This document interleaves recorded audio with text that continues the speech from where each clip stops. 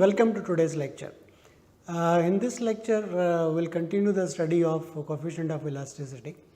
In the previous lecture, we had seen how to measure the responsiveness of change in demand with respect to change in price, and we came to the definition of coefficient of elasticity. And for a linear price and demand function, we saw that this constant is always negative, and between the values between less than -1 for the negative numbers, if the coefficient is elasticity is negative number less than -1, then it is very responsive. So, it is very elastic in the sense that a small change reflects in a big change in the price and demand. A small change in the price will result in a significant change in the demand. When it is equal to 1, this coefficient of elasticity is 1, there is equal change. So, this is why it is called the unit elasticity, that price. And less than between -1 and 0, there is not much significance change that is going to come if we change the price. Not much change comes in the demand for that coefficient of elasticity. So, all that depends upon the model. How is the model, what is the slope of that linear model, but it does not depend on the units being used. So, that is so. Let us look at some more examples for this. Let us look at the demand and price and demand function given by P is equal to 2400 minus 0.5 Q. Okay. So, for this linear demand function, minus 0.5 is the slope of minus 0.5 is the slope of this linear demand function. So, at a price 1800, when the price is 1800, we can calculate what is the change, what is the Q. So, when it is 1800, we can calculate what is Q, and from this equation we calculate Q to be 1200. That means, when the price is 1800, the quantity demanded is 1200 units. So, the elasticity at the point P equal to 1800. So, this is indicated elasticity of demand at 1800 is minus 1 over B. So, here B is 0.5. So, minus 1 over B multiplied with the price P by Q. So, 1800 divided by 1200, that is minus 3. So, the coefficient of elasticity for this function at the price 1800 is minus 3. So, let us see how does this affect the scenario. So, demand is elastic at 1800, it is less than minus 1. So, at the price 1800, if there is a change, okay, say if there is a 1% increase or decrease in the price, then what is the change in the demand? So, then Q, there will be a minus 3% increase, because coefficient of elasticity is minus 3. So, if there is a 1% increase, then there will be a 1% decrease or increase in demand. So, if there is an increase in the price, there will be a decrease in the demand, 3% of that. So, let us compare it with the exact change that happens in that scenario. So, just to see how much the coefficient of elasticity is a good measure of responsiveness. At the price P1, which is 1800, Q1 is 1200, and the 1% increase in the price gives you the price as 1800 plus 18. So, the new price, okay, that is an increase. So, the new price will be 1818. Okay, right. So, now let us look at what is the, for this new price P2, what is the demand Q2. So, we can calculate that. So, Q2 from that linear relation, we can compute Q2, and that is equal to this. So, what is the percentage change? So, we are calculating the actual thing. So, the percentage change Q2 minus Q1 divided by Q1 multiplied by 100, that is the percentage in Q2 minus Q1, that is equal to, this simplifies to be equal to minus 3. Okay. For P equal to 100, okay, the Q corresponding Q change will come out to be 14, right. From the same formula, from the demand, price demand, we can calculate Q. So, actually what is happening in epsilon d at 100, price comes out to be equal to right 1 minus 1 over b, p by q. So, that is equal to minus 0.04. So, that says, thus even if there is a decrease in price, it will not boost the demand significantly, right, or vis-a-vis. So, because the coefficient of elasticity at 800 is just 0.04, very low, which is very near 0. Okay. So, this is how we analyze the effect of change in price and change in demand in terms of coefficient of elasticity. Now, next let us look at interpreting coefficient of elasticity in terms of purely in terms of demand or in terms of the price. So, we know that the demand price demand function is P is equal to A minus BQ, where B is a positive quantity. So, by the formula epsilon d was equal to minus 1 over B P by Q, and what we do here is we put the value of Q in terms of P. So, Q is equal to P minus A divided by minus B. So, we put that value here. So, that B minus B cancels it, it is equal to P divided by P minus A. A is that constant in the linear equation, that is the intercept, y intercept. So, coefficient of elasticity for demand epsilon d can also be interpreted in terms of the price, right. So, that is P divided by P minus A. So, here you see that the slope is not entering into the picture at all. So, this is a formula for coefficient of elasticity of demand at a price P. So, what are the consequences of this formula? For example, we said that if epsilon d is equal to minus 1, okay, there is a number between minus infinity and it is a negative number. So, if it is equal to minus 1, this will happen if and only if this is equal to minus 1, right. And when we solve that equation, that says P is equal to A by 2. Okay. If P is equal to A by 2, then coefficient of elasticity is equal to minus 1. That means there is a unit elasticity at that point. Next possibility, when epsilon d, the coefficient of elasticity is between minus infinity and minus 1. It is less than minus 1, and we saw it is very responsive, and this in terms of the price is related with, if we put the value P divided by P minus A is minus 1. So, that means P is less than A2. So, when the price is less than the number A by 2, the price and demand are related with each other, and the coefficient of elasticity is very responsive. A small change in price will result in a much bigger change in the quantity demanded.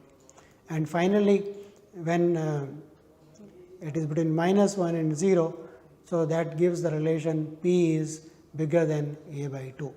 So, coefficient of elasticity, the values when it is highly responsible in terms of the price, when P is equal to A by 2, it is unit elastic. When the price P is less than A by 2, that is very responsive, highly elastic, and this P is bigger than A by 2, it is non-elastic. So, this remember coefficient of this A is the constant which appears in the linear equation P is equal to A minus B by B times P. right. So, that is geometrically that was the intercept also. So, we can represent it geometrically as follows. So, if this is the price demand function, okay, here is the price. Okay. So, as you see, as the price increases, demand is decreasing.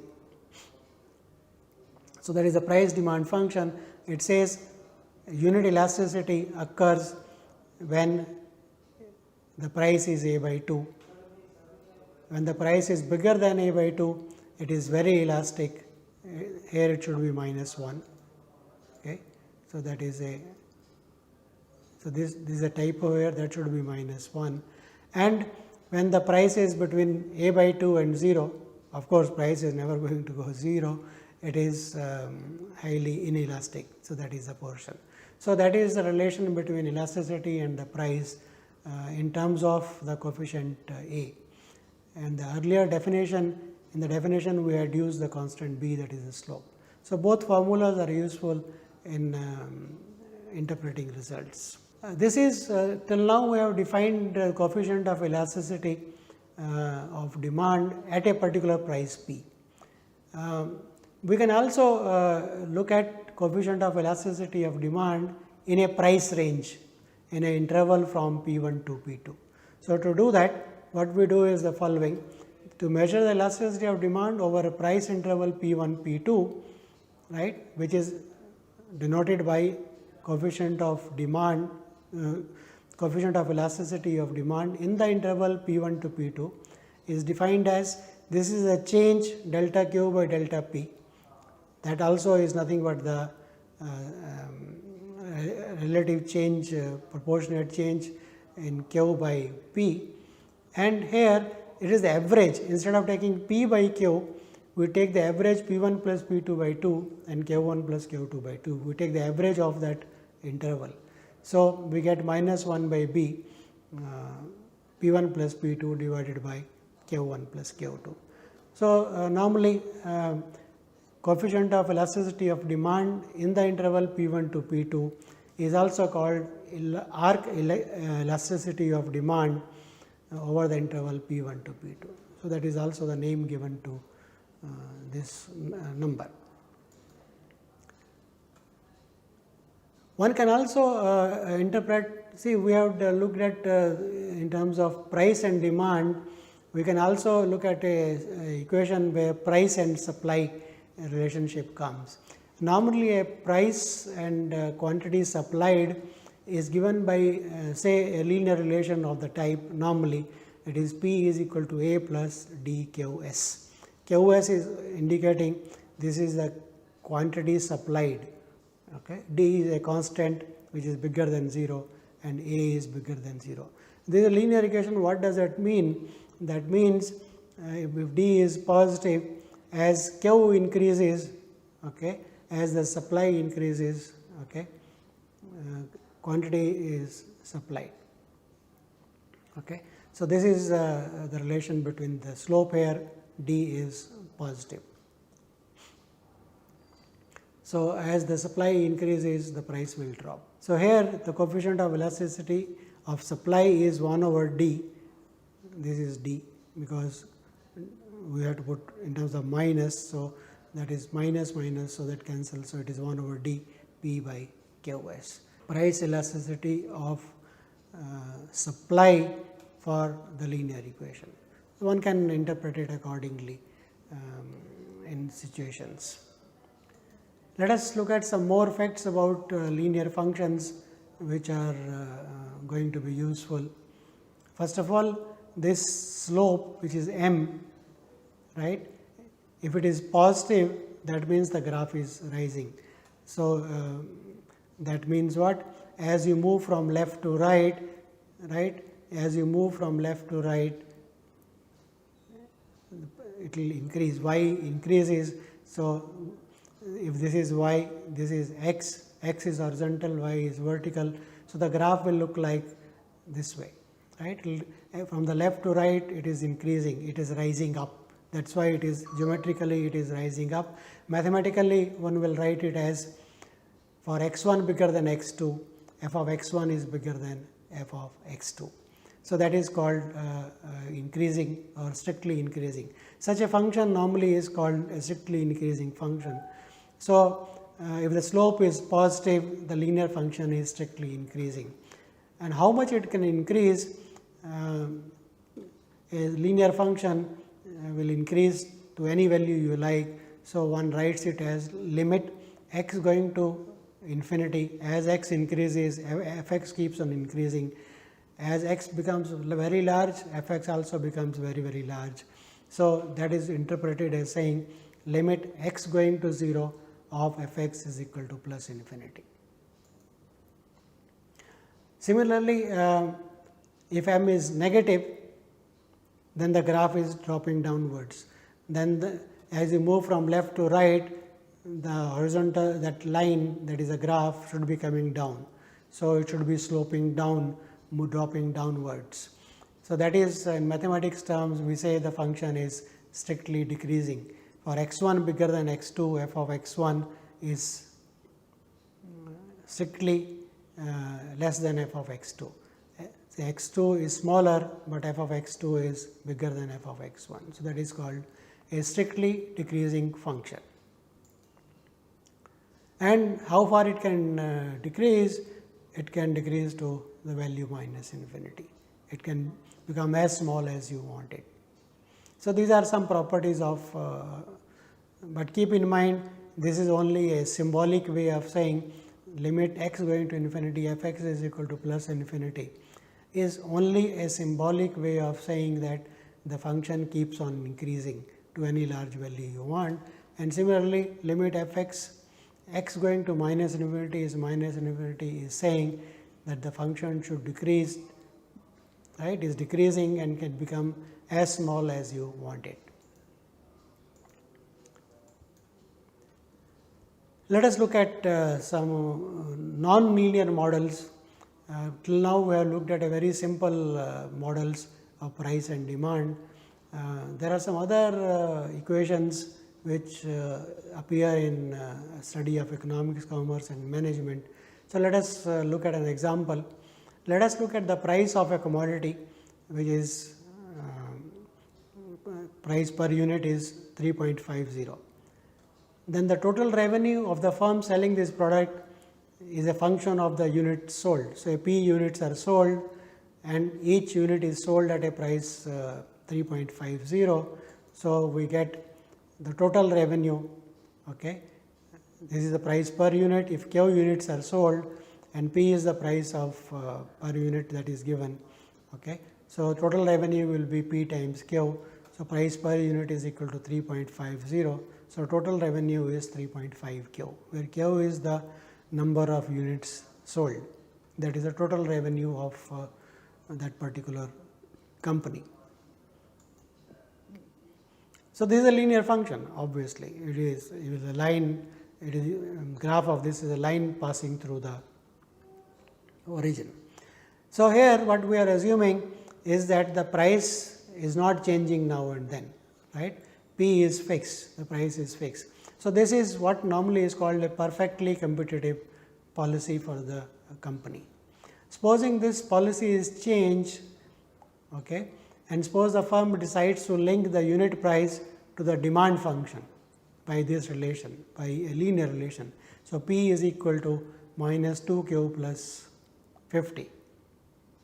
So, the price is not fixed. It says depending on the demand our price will change. So, this is a variation in the price and but this is a linear equation. So, here the price decreases as the demand increases, right. If Q increases, P is decreasing, demand decreases. So, this is perfectly okay, that depends on the company what price relationship they want. So, this is called a monopolist policy, right, in which the price is linked with the demand. In this case, let us calculate what is the total revenue of the company. Again, total revenue is P into Q, the price into the quantity being sold. So, P here is this function. So, this gives you minus 2Q plus 50 multiplied by Q. So, that is minus 2 q square plus 50 q, and this total revenue is a function of q, but it is no longer a linear function. The power 2 is appearing here. So, this is no longer linear. So, study of these functions is called the study of quadratic functions.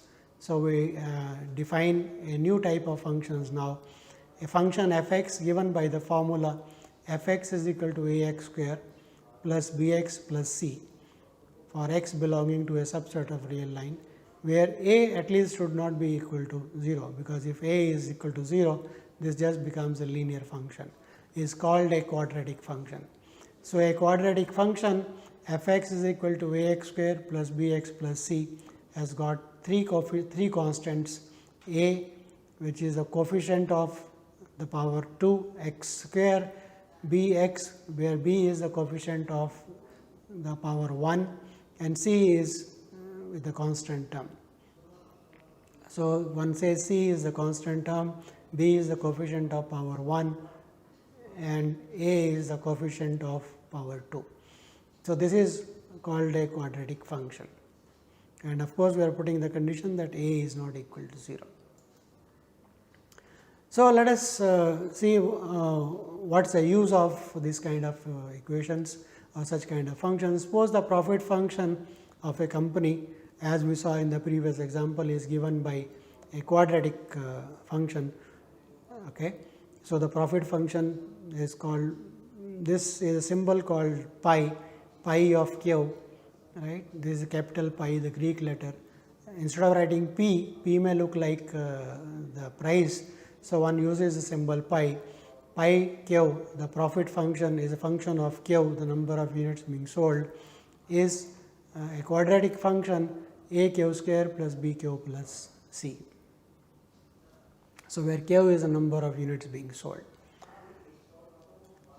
So, if we want to say this is a profit, okay, if the profit is positive, the company is making a profit when pi q is positive. When pi q is negative, the company is going in a loss. So, what is pi q equal to 0? That is the values q where pi q is equal to 0 is the are the values where company will break even, where it is neither making profit nor making any loss. So, such values, such q, the number of units being sold, is called a break even point for the company, the break even values.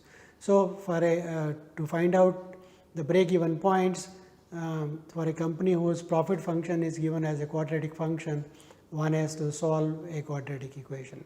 So, this is important.